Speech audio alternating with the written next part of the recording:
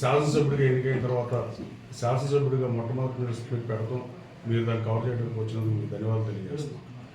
మీరు చాలామంది శాసనసభ్యుల్ని ఎంపీలని ఇంటర్వ్యూ చేసి ఉంటారు, ప్రెస్ మీట్లు పెట్టి ఉంటారు.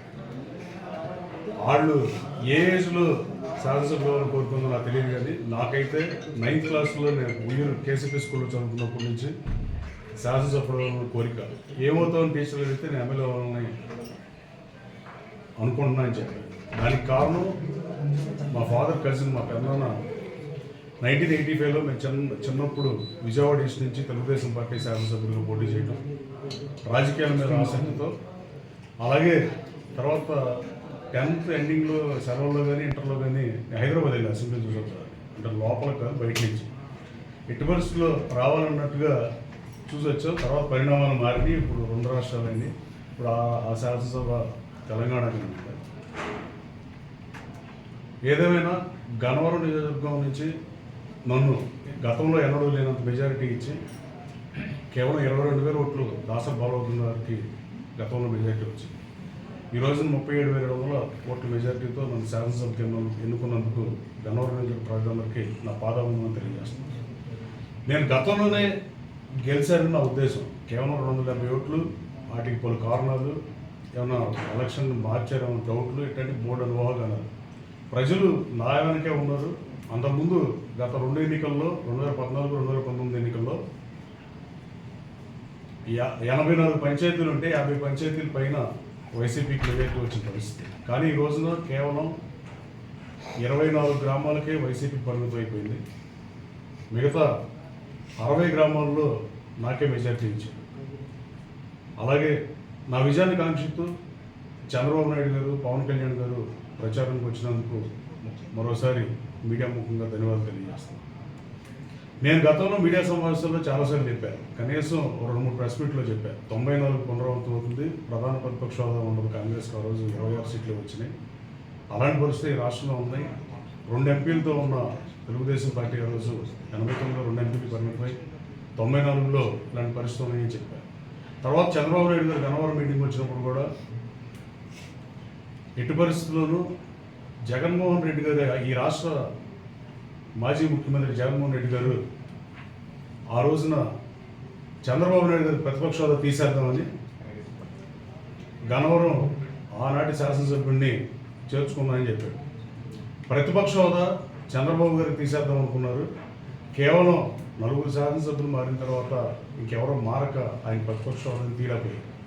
కానీ తనువుడిదైతే దైవం తలిచినట్టుగా ఇవాళ జగన్మోహన్ రెడ్డి గారి ప్రతిపక్ష హోదా పోతుంది అని చెప్పి నేను రోజు గన్నవరంలో చంద్రబాబు గారి ఎన్నికల ప్రచార సభలో ఆయన పక్కన ఉండగానే చెప్పారు. అదే జరిగింది. అలాగే కూటమి గెలిచింది. కేకే కూడా గెలిచాడు అనుకుంటున్నాను. అంత షార్ప్గా ఆయన జ్యోతిష్కుల్లో చెప్పినట్టు అనిపిస్తుంది. సర్వే సంస్థ అయితే కొంచెం అటు ఇటుగా చెప్తూ ఉంటుంది.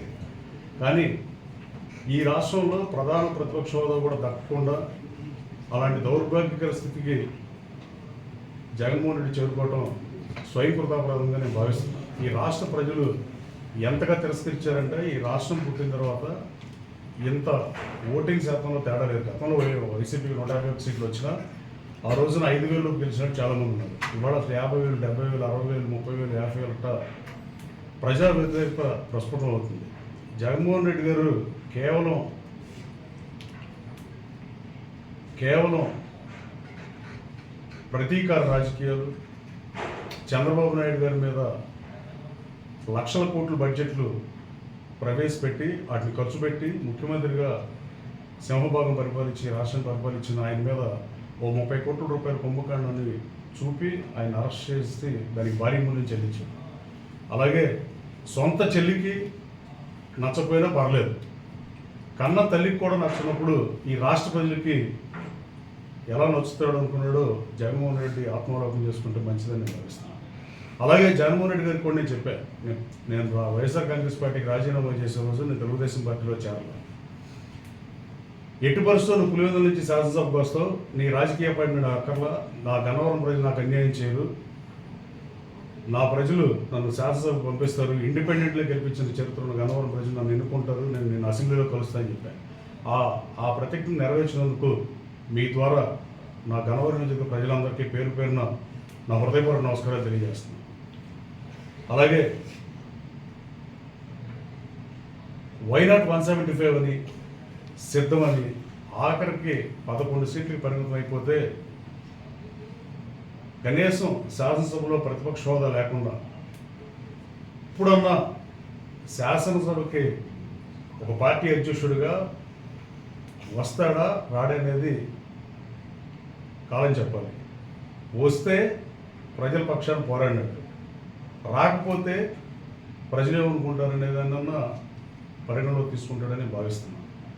24 మంది శాసనసభ్యులు పోటీ చేసి ఆయన కోసం పోటీ చేసి ఓడిపోతే 19 మందిని మార్చేసిన పరిస్థితి. రాజకీయాన్ని రాజకీయంగా కాకుండా కక్షపూరిత ధోరణిలో ప్రజావేదికలు కోల్చడం, ఇలా ఏది చేసినా అలాంటివి చేయటం వల్ల ప్రజలు వాళ్ళ చంద్రబాబు గారికి కూటమికి అత్యధిక సీట్లు కట్టబెట్టిన పరిస్థితి.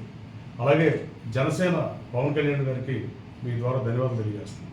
ఈ రాష్ట్రంలో వైసీపీ వ్యతిరేక ఓటు చేరనివ్వని చెప్పి వైఎస్ఆర్ కాంగ్రెస్ పార్టీ ప్రభుత్వాన్ని బంగాళాఖాతంలో కలపడమే ధ్యేయంగా పనిచేశారు గత 3-4 సంవత్సరాలుగా. అట్లాగే ఆయన పార్టీ నుంచి పోటీ చేసిన అందరూ గెలిచిన పరిస్థితి. ఈ రోజున